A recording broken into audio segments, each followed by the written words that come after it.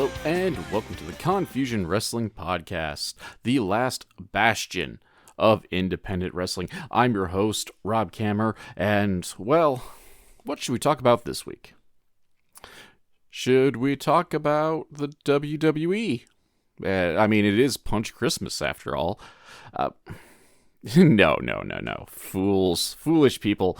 No one should talk about the WWE with all their fun little dog whistles and whatnot.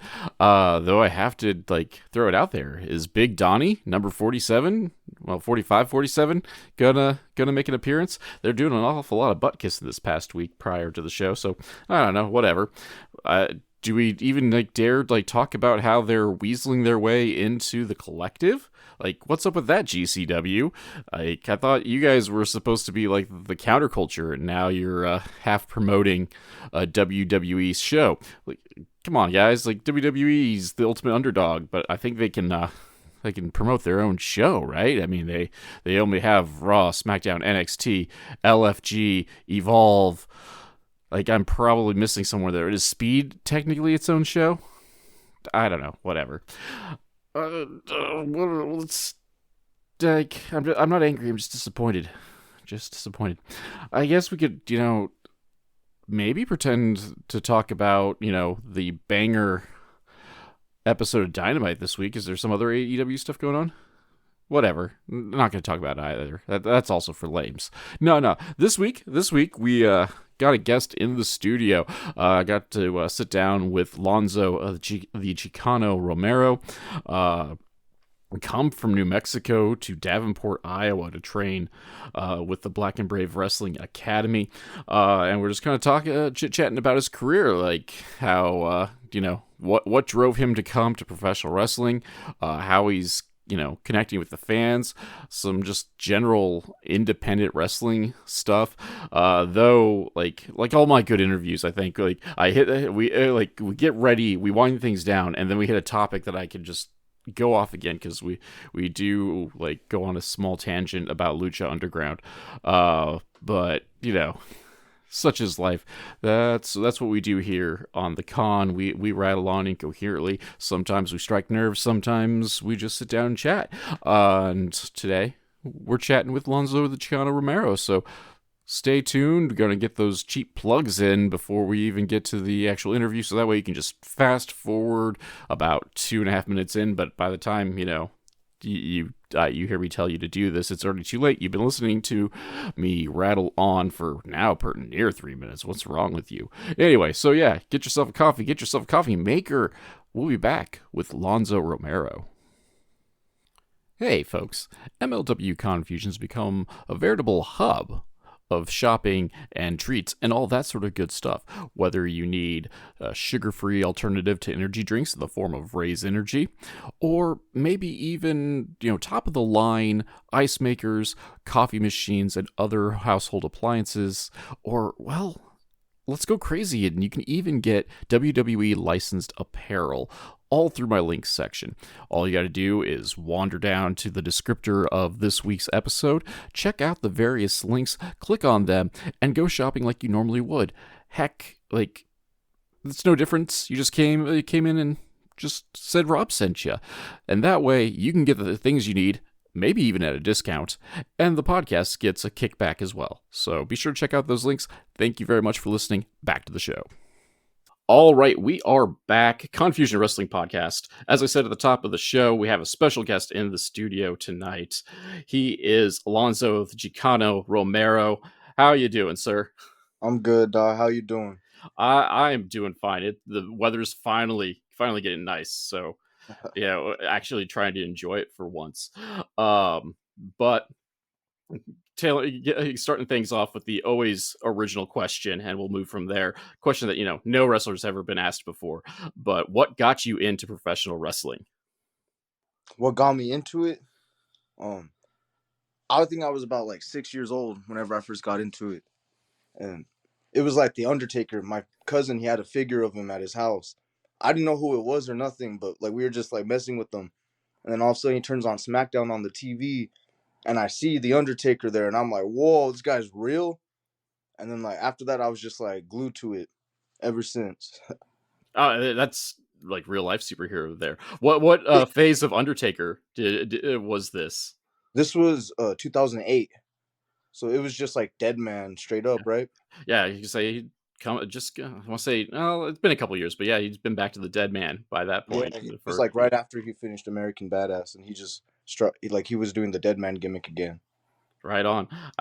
Honestly, that's probably some of Taker's best work. Just, I mean, it's Yeah, purely opinion based on that point. I think he finally got his work rate back up because I mean, this is just the smark in me talking, but like some of it, like well, the American Badass, I think he got kind of lazy and let himself go a little bit. But yeah, hey, okay.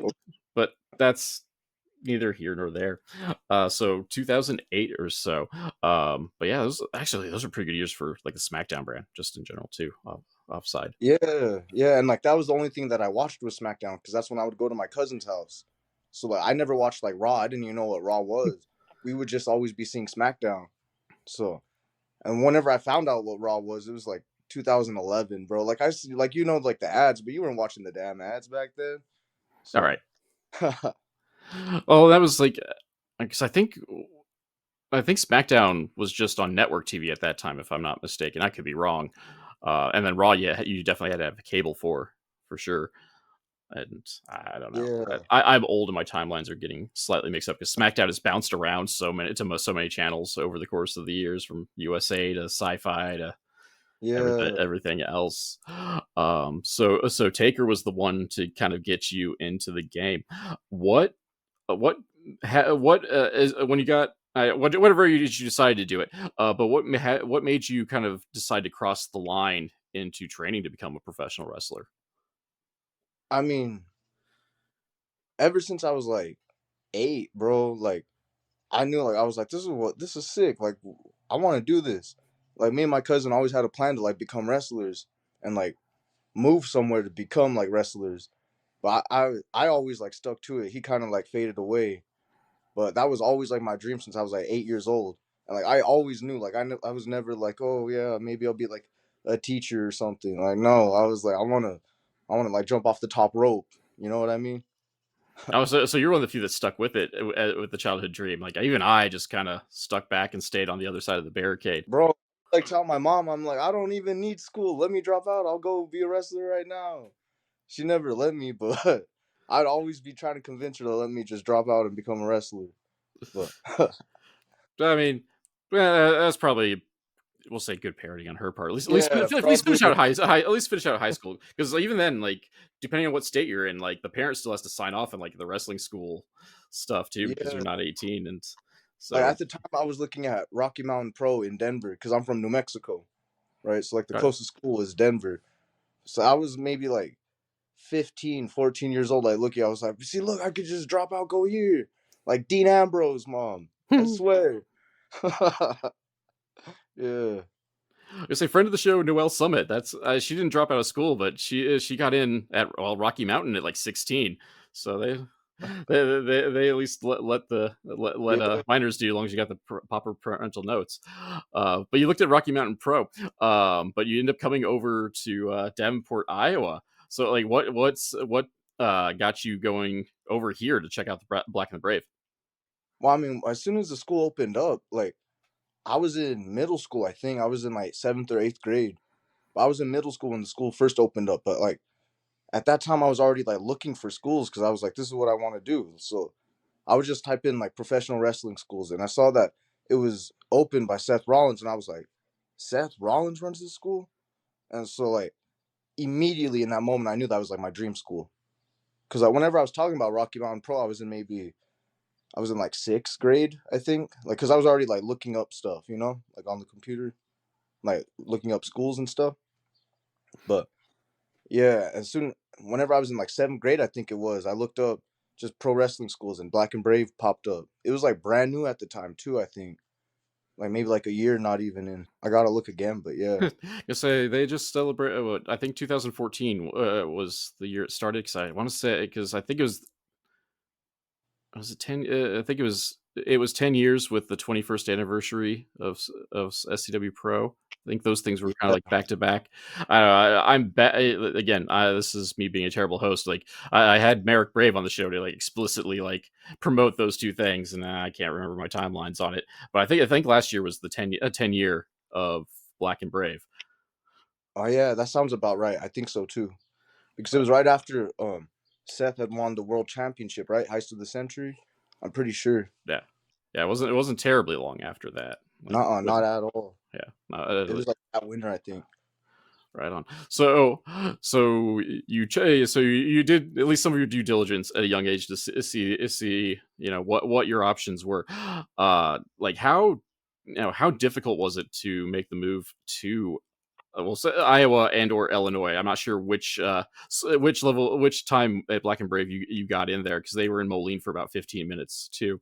And plus, Yeah, like some of the guys live over this direction as well because it's right on the border. But again, backtracking at it, like what how difficult was it to make that move from New Mexico to we'll just say the general Midwest in general?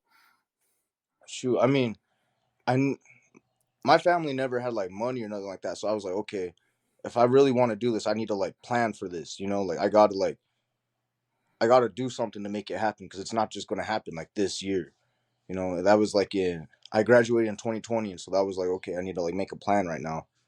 And so I just started like working at a prison, and in that time I just like made enough money to move out here, and I bought a brand new, not brand new, but like I bought a car like right before I moved out here, just packed her up, and me and my girl came out here. I was crazy gonna. The I, yeah, Okay, so so you worked in prison. Now we're just gonna go off topic because this is one of those little things like I've got like out myself. So I got some friends who've worked in the correctional system off and on. So I like how was that experience working in the prison? bro. So I was fresh out of high school. I was 18 years old, 18, fresh out of high school. They were like, yeah, he's good. Let's put him in the system. Let's see what he's got. And that was crazy because like you're dealing with grown ass men. Like these are adults, and you're 18 years old. But like I never even like thought about it like that until like I moved out here, and I was like, oh, that's not normal. Like people don't really do that, you know. So you weren't even like kind of like hidden behind the scenes like say like in the kitchen or anything. Nah, I You're was like on the floor. full on correctional officer. Yeah, I would go in the pods and make sure everybody's alive, be like, hey, you good? Like this fool would be like over here tripping. I'm like, hey, what are you doing? It was crazy shit, bro. Crazy shit. Oh, that makes you grow up fast, though. I get that'll give you a spike of maturity. Just some of the stuff. Well, I mean, like where we're from in New Mexico, like everybody's kind of like mature like that because like that's everything like in the community, So it's like that's just how it is. So like going like working at the prison was like normal to me because my dad was in prison. So it was like that was just a normal setting to me, you know? I just feel like it's just like fascinating. 'Cause, like you don't hear about people being that young. Usually they've getting like some sort of criminal justice degree or done like the like some basic law enforcement schooling and not just kind of jumping Yeah, right into things. Especially prison. Like prison's not just county jail. Prison's rough. Like yeah, it's yeah, supposed to be rough. I mean, but yeah. on both sides of the bars. Definitely crazy. Seen a lot of crazy shit. But like, I mean, it's crazy because I didn't even like think about it being. There was only like a few things that I was like, oh damn, that's like what the hell. But like most of the shit that would like happen on a daily basis, like you just like, oh yeah, that makes sense. Like you hear about crackheads like in Albuquerque doing stuff like that all the time. So it's just like, oh okay, so now I'm just seeing it. You know what I mean? Right, right. I mean, unfortunately, it's kind of the logical progression of certain folks' behavior, and well, Yeah, you've seen it before. They've done it for X amount of time before they got caught and sentenced. So that makes actually total sense. And most of the stories that I hear, or firsthand stories I hear from within the system, are just I don't want to call it like everyday occurrences, but it's like, oh yeah, is that one drunk guy who'd been doing stupid stuff for ever. Now he's just doing stupid stuff behind bars, maybe a touch more yeah, sober or whatnot. Which we could fill up a whole other batches of podcasts with various social commentaries, and with people who are probably more qualified to talk about it than say I am, who's just like my friend said this. Um, But we'll Bro, I was like 18, so I didn't even know. oh Like, yeah. all like my moral compass, and like, oh, is that like bad? Like, should we be doing something? No, okay, you know. Just let them all sort themselves out. Yeah, It's, they'll figure. it's like fights on the street. You just let it go for a bit, and then like once someone just takes things the step too far, then you come in and do something Yeah, like then you figure it out. yeah. But yeah, bro, yeah. But tailing it back over to the Illinois side. Yeah, okay, then I have to be snarky. Like, did you get in? Did you get a job at any of the jails or anything to make rent while you're doing wrestling school over here? No, I didn't. Nah, I actually, when I moved out here, I started working at FedEx, bro. I was like, I was thinking about it, but like that schedule was just crazy because like you were never the only time you were home was to go to sleep, and that was it because you had to be there. Like you have to be there like constantly, you know. But I Oh, mean, the money was solid. The money was solid, and that's how I like built it up to move out here, you know. oh yeah, But yeah. yeah, as soon as I came out here, I was like, no, I really got to just get a job where I could just like focus on wrestling and like because this is what I want to do, you know. Oh yeah, independent wrestling. You got to have a flexible job, and well, let's be realistic. Law enforcement is not that by any stretch of the Yeah, imagination. My friend, the friend who I get the stories from, he'd been in. Shoot, he's pushing about 20 years in now, and he's finally like kind of gotten it so he gets every weekend and holidays off. But he had to do 20 years for that, and then even then, we'll call it he had to like take a pay cut and like shift departments to do that. But yeah, yeah, he makes good money for the Midwest, so more power and more power to him. Like as I said, we go into the sociological stuff. We can go anywhere, but what was it like training at the Black and Brave? Trying to like get it back to wrestling. Maybe things are more qualified to talk about. bro. I mean, that was probably some of the most intense like training I've ever done in my life. I was I wrestled in high school, like amateur wrestling, you know. But coming out here and doing this, it's just like it was like they call it unnatural because it's like your body doesn't want to like do this stuff. Like wrestling in high school, like you're trying to throw someone that's trying to throw you, you know? But here you're like throwing your body at the mat on purpose, you know? And like if there wasn't even like a disconnection for me, like I always like, yeah, let's do it. But it was just like intense, you know? And I guess like, oh, okay, so this is what it takes to do it, you know? I hear it's the cardio is the thing that like is the worst part of it. Like followed up by the various bumps that you didn't know like those parts of your body could hurt. But I heard it's like the cardio was the absolute worst, and that was coming from people who kind of like did some cardio, got into what they thought was cardio shape before doing training. Yeah. Yeah. And that's why like because in the class they like require you to take 3 CrossFit classes. But I was like, my cardio is not good. So okay, how do I like get it better? Instead of doing 3, I'm gonna go just every day CrossFit. And at the end of that training, like I didn't lose a whole lot of weight, but my cardio was definitely like a whole on a different level than what it was. You know, like I could have a full match and I wasn't blown up. Like I wasn't like gasping for air. Like I was just like, like I'm like chilling. I mean, I believe it. I look at some of the well, you look at almost any wrestler and how many of them have to cut promos like immediately after the match, and like they're not gasping, they're not they are fully intelligible, or at least as intelligible as they normally are for promos, Hey, or but whenever they're gasping for air, that's funny. I love watching those promos, bro. They're barely being able to talk. I'm just like, hey. well, you hear like some of the more lighthearted ribs is doing things to gas the opponent. There's a famous story of Spike Dudley like making Brock Lesnar like chase him around the ring like a handful of laps, and like Brock's cardio was decent at the time. He was young and whatnot, but like he wasn't run around in circles repeatedly like Yeah. good. And so that was just Spike's way of just having fun on a house show. Though Spike also noted that he also got the power bomb. He got the shit power bombed out of him in the process too, as a receipt for it. Like Yeah. nothing unsafe, but like it was a little bit more snug than a normal Brock Lesnar power bomb out of the dealio. Yeah. But so cardio was amazeballs, and that's not surprising considering the school is run by Seth Rollins, who is a machine. He's got that famous clip of him just going nuts, hitting tope suicida, flying knee, tope suicida, on repeat, and I get gassed watching it. Not that I'm like a real athlete, I but guess I'm watch. just sitting in a chair getting gassed watching Seth go. What was it Yeah, like training under Seth? bro, it was just like so surreal, you know. Like I still remember like walking in first day, and I was like, damn, we were really here. Like this is it, and just like whenever he walked into the room, I was like, oh shit, okay, okay, this is it. Just like whenever he walks in, he like demands respect. You know, it's crazy. It's like actual superstars walking in the room. You know what I mean? Oh no, and I'll throw out like my experience living in the Quad Cities. Like I've just seen him like just around town at various events, like that weren't even wrestling related, and just like, dude's over there. Like he's got that aura, which I guess which Yes. is well what you need to like set yourself apart in the wrestling industry.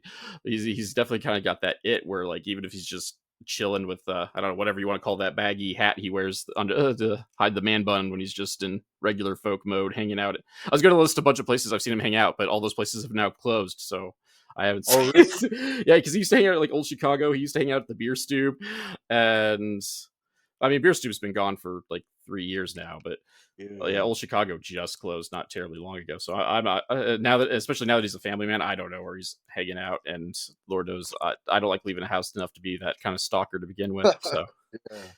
Yeah. So all I know is like when he's like teaching class because occasionally he'll post a picture and I'm like I know that building he must be at the Black and Brave right now or the coffee shop attached to it whichever um, but but I also want to like to take the opportunity to put over the other trainers at the school, Merrick Brave and Matt Mayday. What was it like working under those two because they do the bulk of the work since Seth's traveling the world as a WWE superstar. Yeah, yeah. That was definitely amazing because like Merrick isn't gonna bullshit you, you know? Like he's gonna tell you straight up, like, bro, what are you doing? Like, come on. And then Crotch is Matt Mayday, Crotch, he's awesome to talk to and work with. Like every time I have a match, I make sure like he'll watch it because he'll be like, you should have done this instead of doing this, you know? Or like this is the moment right here where you should have got the people more. And I'm like, oh, okay. Like he's like looking at like the small intricate details. You know what I mean? And like they all know what they're doing, and it's always a cool environment there. You know? Right. I mean, I've heard nothing but good things about the environment in there, but I always like kind of picking apart like I don't want to say making the people pick favorites, but just kind of like everyone knows that Seth Rollins is cool, but again, like Seth's on the road at a minimum, like 4 or 5 days a week. He's not there all the time. So therefore, it's the Merrick's the other head coach and Matt doing a good bulk of the training, and not that. And again, like when I say these things, it's not like he's just attaching his name to it. Like no, I've heard nothing but amazing things about him and coming back. And I do want to put over like this last month or so, he's done kind of a showcase for the Black and Brave and the students, and you got recognition as part of Yeah. that. So like how did that make you feel? That was crazy, bro. Because I was at work, and all of a sudden my phone started blowing up, and I thought it was my group chat with like some of the boys at the gym, and I was like, these fools. I was about to go mute it, and then I looked, and all of a sudden I was getting a bunch of like Instagram like followers. I was like, what the hell? And I looked, and like he had posted that about me, and I was like, damn, that's sick. Like that was real cool. I don't even think I worked that night. I was just on my phone checking that out all night, dog. Deadass. No, I thought that was amazing, especially because or at least we'll say in the short term, he is really focusing kind of like on the guys that I like have flown under the radar in one way, shape, or form. Like no offense to intend it to anyone, but like most wrestling fans know what a Nathan Frazier is. Like he's on our TVs, every week as part of NXT. The one called Manders is out there, just traveling the world and being a general thorn in my side and whatnot. Dante Leone, winning gold in Japan, doing things at GCW, but Seth's, focusing on some of the local guys and just some of the guys that have I feel like flown under the radar because the guys that like I've even like, huh, the guy must have just left town as soon as he graduated. Because Yeah, because yeah, usually like I'm around, I'm at least seeing folks, and I know not everyone immediately gets wrestles locally after graduating, but I'm just like, where'd that guy go? Though there's a couple I'm with like, oh, that's where they ended up. Like I saw a couple matches from here, and then they just left. yeah, But then people are coming from all over the world to train at the Black and the Brave, and some people go home like right after they're done as well. So, but no, I thought that was amazing being able to seeing you pop up on the list. I'm like, oh hell, it's yeah. Lonzo. So crazy, dog. For real. Have you gotten any like bookings like in weird places in the U.S. From that, or has it just been likes and followers so far? I might be going to New Mexico soon. It's in the works. It's in the works. I got New Mexico, Utah, and California. Oh, right Yeah, on. that's for this summer. I say I don't know. Maybe I could cheat and like. I don't know, sometimes I'm still tight with Tommy Test. He works out in like Arizona and around those Yeah, that's parts. Two I love. scoops. Yeah, Love two yeah, that's my scoops. dog. Like I thought they were gonna make like a whole like West Coast crew out of you. Like when I saw TNT come in, thought with you Valentina and TNT that they're gonna do like a whole like West Coast, New Mexico, Yeah, Arizona I kind of connection. would, we would have loved to do that, but they were only here for like 2 weeks, I think. Yeah. So like right after, like shortly after that, I had Tommy on the show because he literally like picked like answered the email like within 10 minutes of me sending it. So like we went from like zero to him being on the show like within like 2 weeks, which is a record in general, just because how all but it's all like how the schedules worked out. But yeah, he said like, oh, but we have the option to come back, but we're over like we're doing Rocky Mountain this week. We're doing like I don't have a free weekend until like October, and this was Yeah, like we were what like midsummer when that happened. So yeah. like he's out there killing it. Um, so I guess while we're talking about like wrestling or around the states, like how many states have you been to? Shoot, almost all the Midwest. I'm pretty sure. Iowa, Illinois, Wisconsin, Minnesota, New Mexico. I'm trying to think. I was recently in St. Louis, Kansas. Kansas is another one. So 7 right now so far. I can't really think of anyone else. Right on. And just making you pick favorites. What's the best state to wrestle in? The ones that you've been in.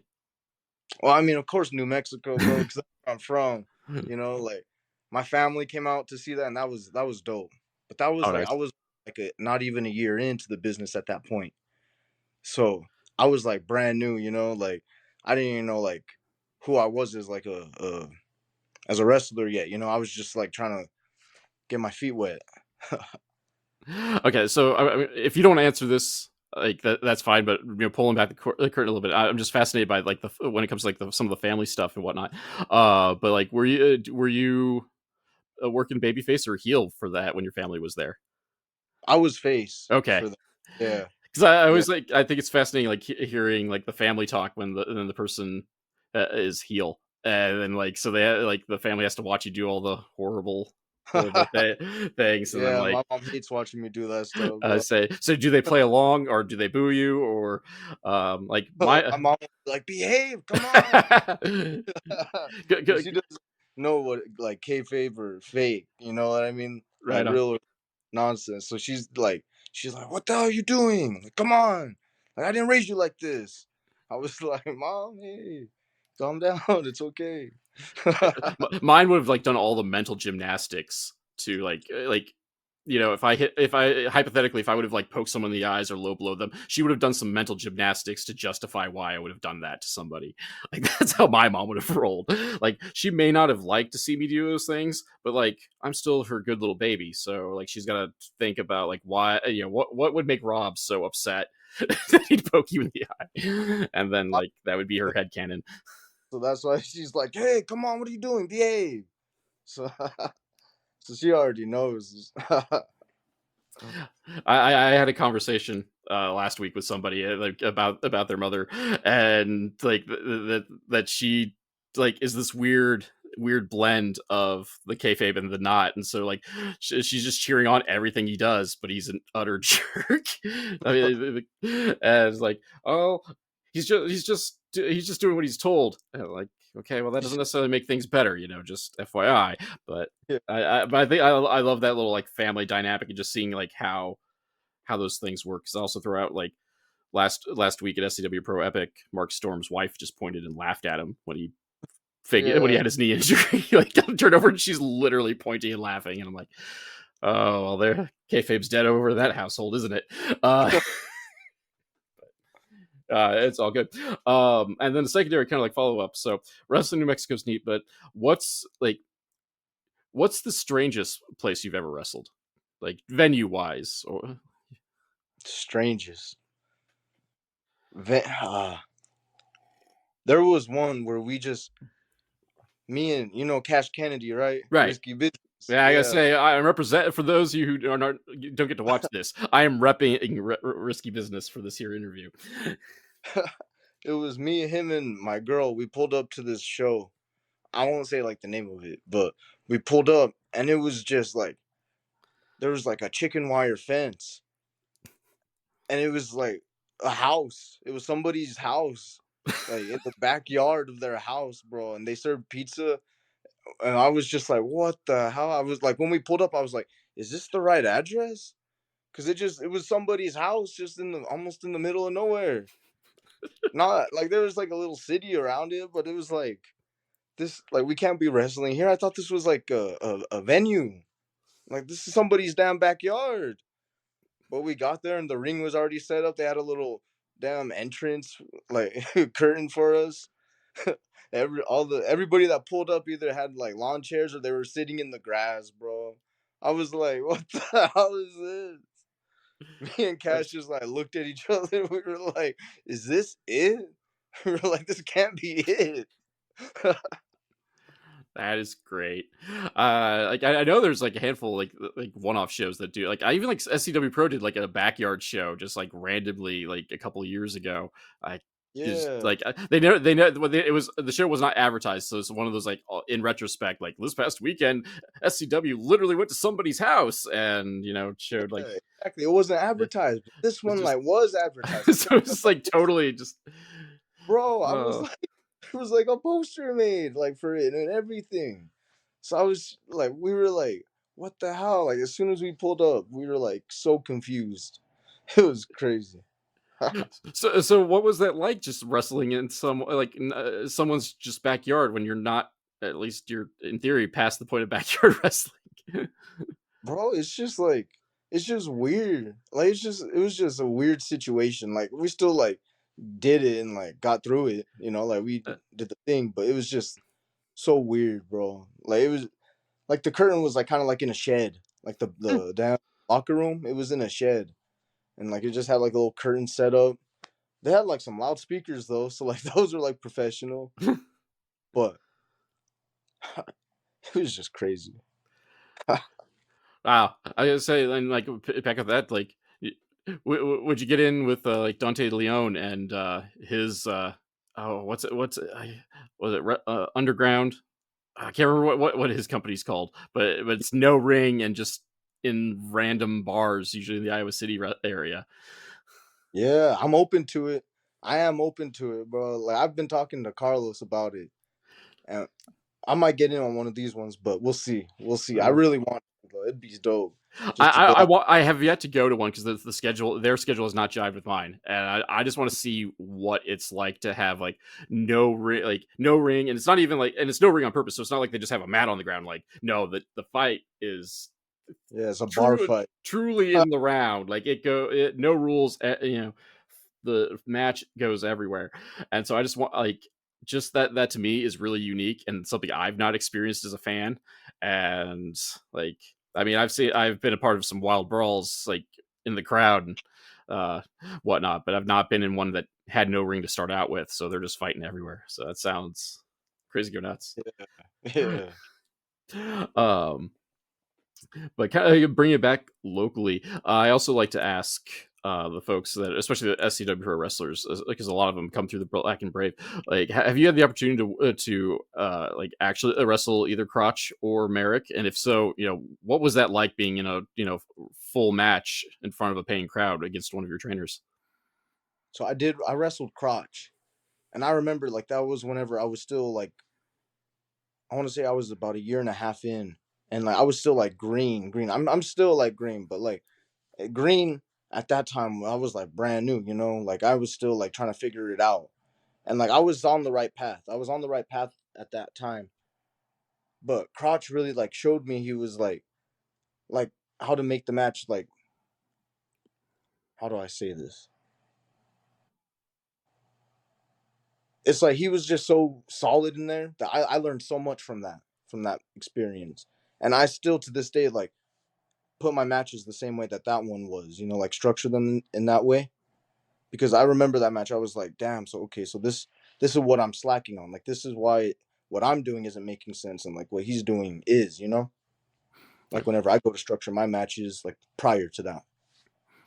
Right. Crouch is someone I find like is criminally underrated because like you don't hear much about like we'll call it from like the older folks of the indie scene like hear much about Crotch, whereas like Merrick like people remember him from a handful of other spots. I mean, most notably with the tandem of the Black and the Brave and being able to work with like IWA Mid South when they were really kind of becoming kind of like the in thing for younger workers at the time. But like you just don't hear much about like Crotch's career, but like dude is like amazing with like especially like in his case connecting with the crowd and making you you know want to Yeah. see him like pull through because he's at least in ring he's kind of like one of the ultimate underdogs and just like dude's so good and then just actual ring work as well is just smooth and solid as well just Bro, not a misstep ever, ever.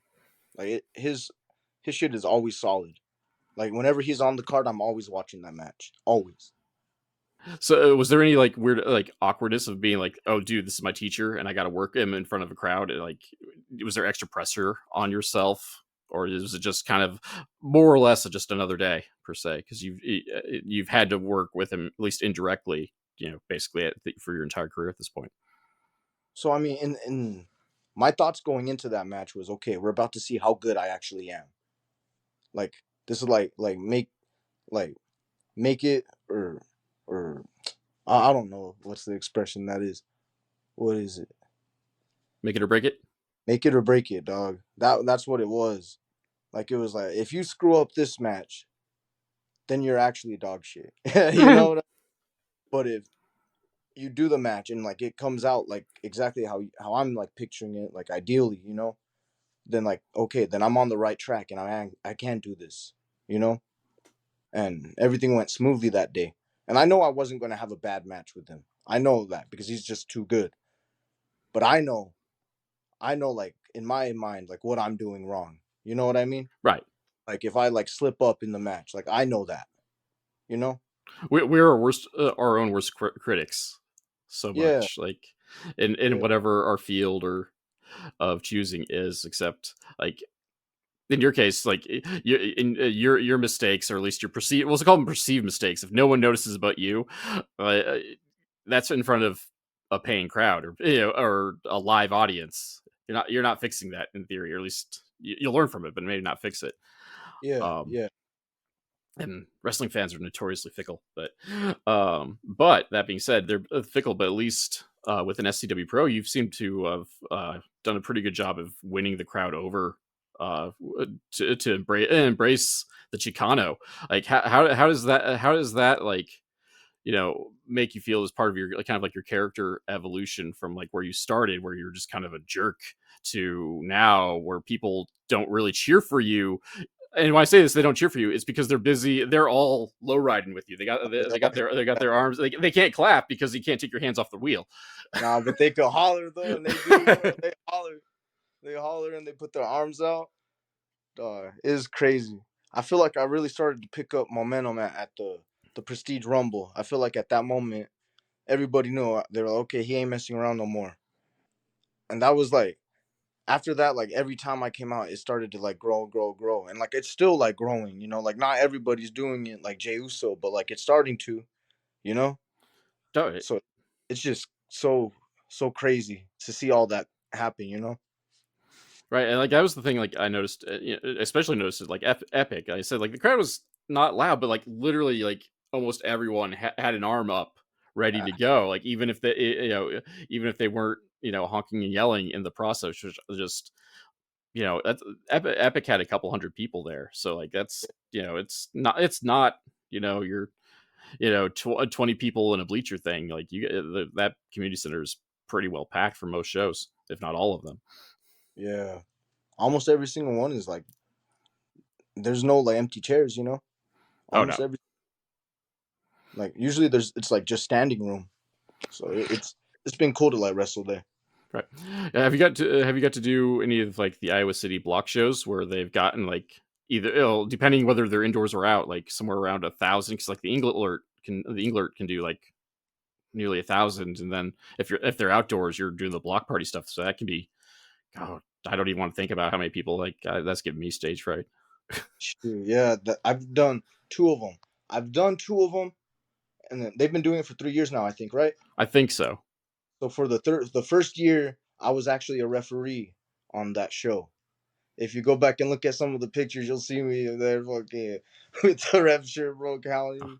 Like you'll see, it's crazy, like to experience that, because I was a ref at that moment, and there was like what, like a good like K there, like a good amount of people. Like, it was like so much, and I remember like watching it. I was like, I need to get here. And then the last two of them were in the auditoriums, and I was on both of them. So those were dope. Those were real dope. It's cool to like think about it like that. Oh, I didn't know you've done some refereeing, so like that makes it like even kind of a bigger deal to come back and work those shows without the stripes being like a full on participant in the matches and whatnot. I do have to ask, like usually when they're in the indoors of the Englert, like it's a theater, so there's part of the, well, I guess it's no different than Wildwood. So like how different is it to have to work where the crowd is only on maybe three of the four sides, if even that much? Yeah. Well, I mean, as a referee, they told me to like have my back facing the hard cam, or no, have my front facing the hard cam. So I was always like working like that, like three sides of the ring. So that kind of like translated to that in that moment, because like working in the ring, I was already kind of like used to working for the hard cam in a way. Okay, so it wasn't that different. The difference is Yeah. just me in my head. Um, Well, I mean, it would I mean, probably be different for like some other people that like haven't like done ref work like that. But yeah, like that was, it just translated so easily in that. because I had this conversation with Mark Storm, who went from wrestling to theater and then back to wrestling, obviously, and talk about like how weird, how different it was going from like working in the round, doing the 360 around the ring for the most part as a manager, and then now, the crowd is only one direction, and Yeah, just like having to fight the instincts that were originally ingrained in him doing in the ring or around the ring in Mark's case, compared to being in Oliver Twist and whatnot. yeah, Oliver Twist. I think it was Oliver Twist. He's done a handful, but he got to be the big bad in Oliver Twist. So Oh, uh, okay. yeah. So shout out to Mark Storm. Um, but yeah, so that's crazy go nuts though, because like yeah, the Iowa City crowds are pretty huge, like comparatively speaking. Are those like the biggest crowds you've had to work in front of, or have you been privy to bigger crowds than that? So that one was one of the biggest ones. I think last year Mercado on Fifth. Oh yeah, That yeah. one with a lot of people. Because I remember whenever I came out to the ring, and I was just like looking at everybody, I was like, damn, there's like a grip here. I don't even know how many there was, but like that was probably the most I've worked in front of so far. So far, let's Oh, say that. of course. You haven't been working terribly long, so there's infinite Yeah, room for upward mobility, we'll say. Oh, Mercado shows are fun too. I try to go to the Mercado shows just because it's great for the local community down there, and it's pretty much a fundraiser for the neighborhood. So, and for those of you who are not in the Quad City area, Mercado is all summer long. Every Friday, they have just a kind of a mini festival of Hispanic music, food trucks, crafts, and just all the entertainment, and then SCW will do, Celebrate culture, yeah. yeah, celebrating Hispanic culture, and yeah, SCW will do, you know, depending on the weather, we'll say, depending on the weather, you know, two or three. Like they're I think it was either last year or the year before. Like they kept trying, and it kept like Oh, they were like predicting like tornadoes that Friday, or like it got to be like it was like 110, and it's like they weren't doing a whole lot of like the like entertainment part of Mercado, or you know, just the weather did not cooperate for an outdoor show. But no, I love Mercado, and we don't go as much as we should in this household, but we go.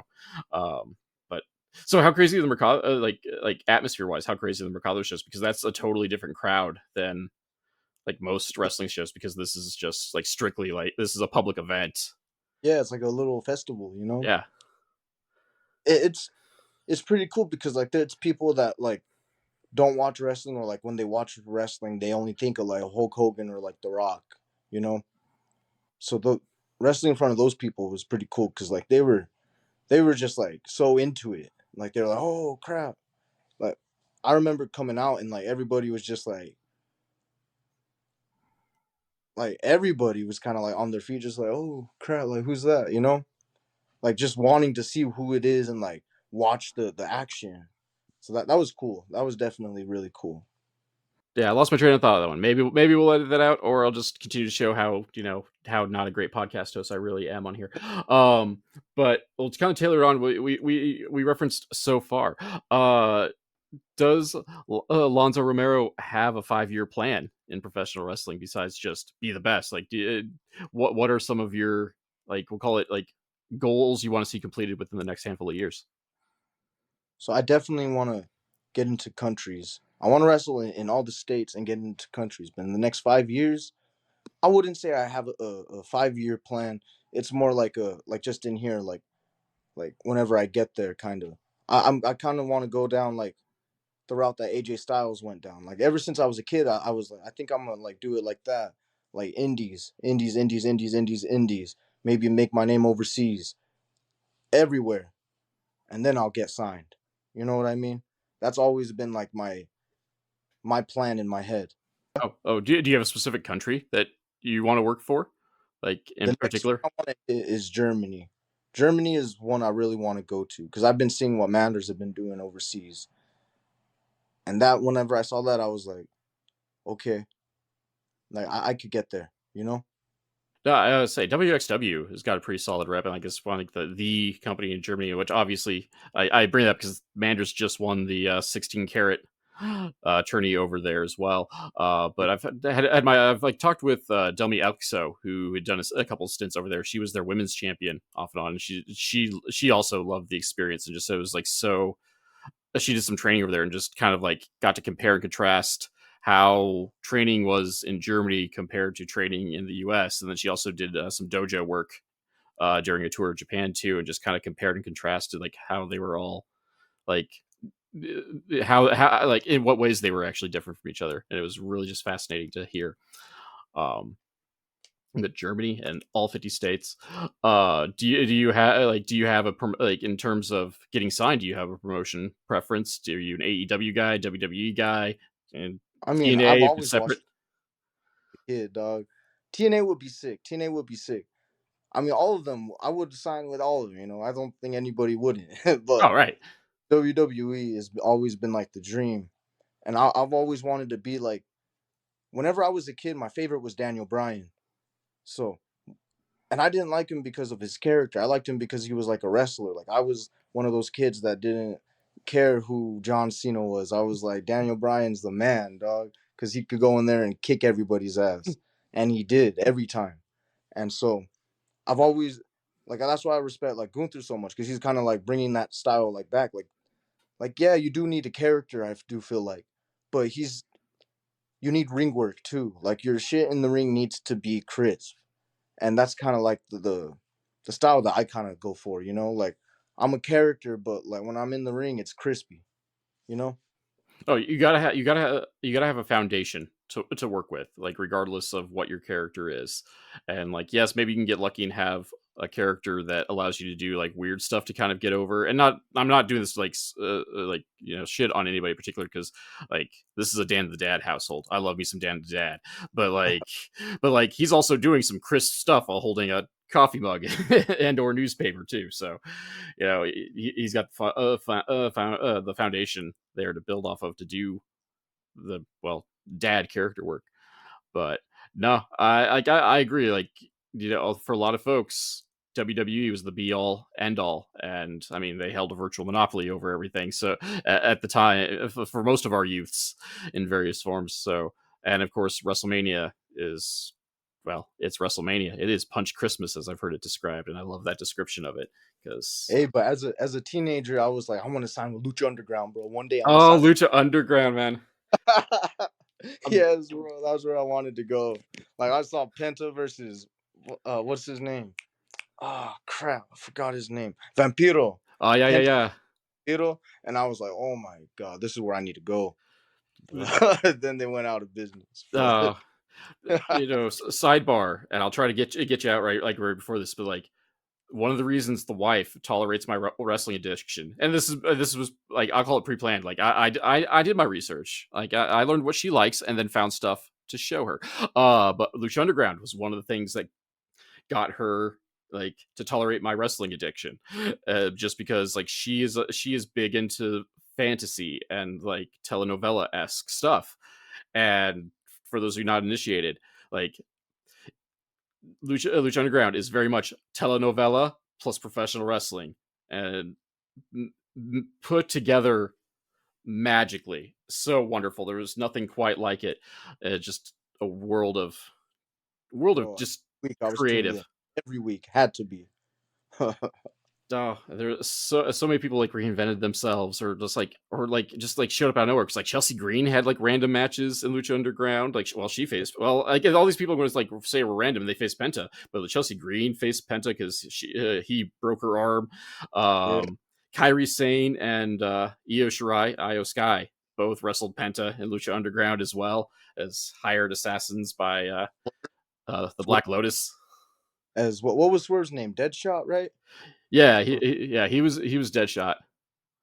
something like that. Yeah, Yeah, yeah, because it was Deadshot fighting Dante Fox for yeah. perpetuity, and they had their I forget what that gimmick match was called, whatever, like something warfare.